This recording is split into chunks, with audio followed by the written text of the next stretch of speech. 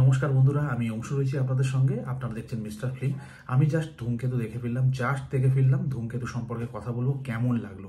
তার আগে বলি, ধূমকেতু দেখতে যাওয়ার আগে আমার মাইন্ডসেট অন্যরকম ছিল, যে এটা কৌশিক গাঙ্গুলির মুভি, একজন ক্রিয়েটিভ ডিরেক্টর, বড় মাপের ডিরেক্টরের মুভি। তার সঙ্গে দেব তার জীবনে অন্যতম সেরা একটা অ্যাক্টিং নিয়ে এসছে। তার সঙ্গে দেব এবং শুভশ্রী ফের এত বছর পরে একসাথে অনস্ক্রিন দেখবো। এই বেসিক জিনিসগুলো কিন্তু মাথায় আমাদের গেঁথে গিয়েছিল মুভিটা রিলিজ হওয়ার আগে থেকেই। তো এইরকম একটা বেসিক মাইন্ডসেট নিয়ে আমরা সবাই কিন্তু হলে ঢুকেছিলাম। কিন্তু যখন হল থেকে বেরোলাম, এখানে কিন্তু শুধুমাত্র দেব শুভশ্রীকে দেখতে যায়নি, একটা দুর্দান্ত গল্প দেখতে গিয়েছিলাম। তার সঙ্গে রুদ্রনীল ঘোষ সঙ্গে আরও যারা সাপোর্টিং অ্যাক্টর অ্যাক্ট্রেস রয়েছে তাদের পারফরমেন্স দেখতে গিয়েছিলাম। তার সঙ্গে দুর্দান্ত কিছু গান, দুর্দান্ত কালার গ্রেডিং, তার সঙ্গে প্রেজেন্টেশন, অনেক কিছু দেখে ফিরলাম। শুধুমাত্র দেব শুভশ্রীকে এখানে দেখে ফিরিনি। আর যদি দেব শুভশ্রীর কথা বলতে হয়, আমরা একজন বা দুজন পরিণত অ্যাক্টরকে দেখলাম, যাদেরকে নিয়ে একসময় খিল্লি করা হতো, নানারকমভাবে তাদেরকে ট্রোল করা হতো, বিশেষ করে দেবকে। আজ থেকে 10 বছর আগে এই মুভিটা বানানো হয়েছে, যেখানে দেব এই লেভেলের পারফরমেন্স দিয়েছে, যেটা সত্যি অবাক করেছে। আমার মতন পাশে যারা বসেছিল, পুরো হলে যারা বসেছিল, তারা অবাক হয়েছে বা বেরিয়ে একটাই কথা বলছে বা বলবে যে দেব সেই সময় এই পারফরমেন্স দিল কি করে। এইখানে আসে কৌশিক গাঙ্গুলির ক্রেডিট, আর দেবের নিজের কঠোর পরিশ্রম, শুভশ্রীরও কঠোর পরিশ্রম। তো তাদেরকে দিয়ে কাজ বের করানো হয়েছে আর তারা ডেলিভার করেছে। আর তার সঙ্গে যার কথা না বললে নয়, রুদ্রনীল ঘোষ। ভাবতে অবাক লাগে, এই মানুষটা এখন বর্তমানে কাজ পায় না।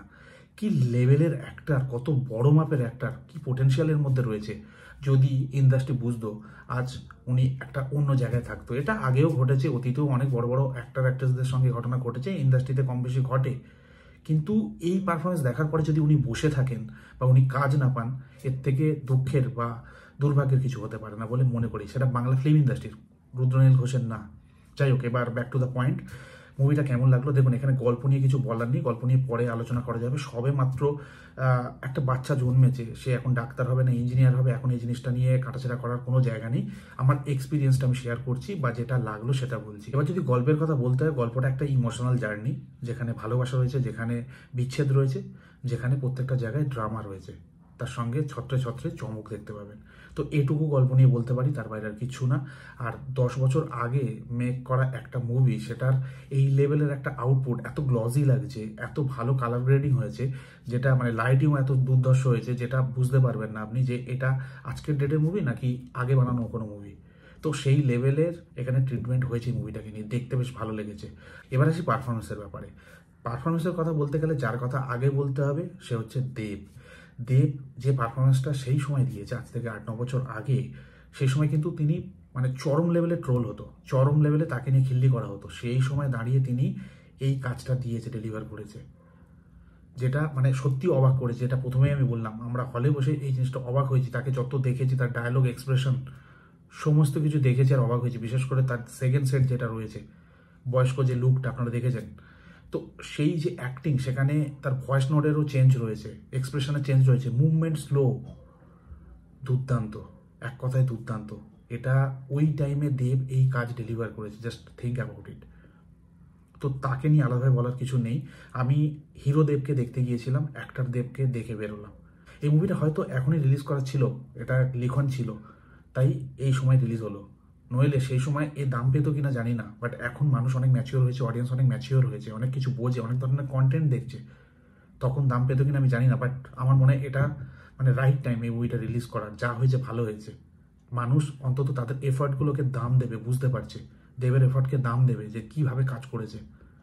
তো সেই জিনিসটা কিন্তু পুরো মুভিতে আপনি দেখতে পাবেন, দেবের যে পরিশ্রমটা চোখে পড়বে। তার সঙ্গে শুভশ্রী দুর্দান্ত মিষ্টি লাগছে আর ভালো পারফরমেন্স। এখন তো আমরা দেখেছি পরিণীতা থেকে শুরু করে অনেক ধরনের কন্টেন্টে তাকে অন্যভাবে আমরা পেয়েছি। সেটা এখন অনেক ম্যাচিওর তিনি, দেবের মতন। কিন্তু সেই সময় তিনিও যে কাজ ডেলিভার করছে, শুধুমাত্র এক্সপ্রেশন দিয়ে কিছু শর্ট আছে না, মানে একটা দুঃখের টাইমে শুধুমাত্র মুখটা কেমন করলেই আমরা বুঝতে পারি না সে ভালো নেই। সেই জিনিসটা দেখবেন, এক জায়গায় বসে একটা শর্ট আছে, এরকম অনেক শর্ট পাবেন। দারুণ দারুণ, মানে ইনিও আউটস্ট্যান্ডিং পারফরমেন্স দিয়েছে সেই সময় দাঁড়িয়ে। এবার আসি রুদ্রনীল ঘোষের কাছে। আউট অফ সিলেবাস একজন মানুষ, যাকে আমরা খুব একটা দেখিনি, যাকে নিয়ে কথাবার্তা বলিনি, কিন্তু মুভিটা দেখার পরে যাকে নিয়ে কথা বলবেন সে হচ্ছে কিন্তু রুদ্রনীল ঘোষ। আপনি মুভিটা দেখতে যাবেন দেবের জন্য, শুভশ্রীর জন্য, কৌশিক গাঙ্গুলির জন্য, কিন্তু দেখে ফিরবেন রুদ্রনীল ঘোষের জন্য।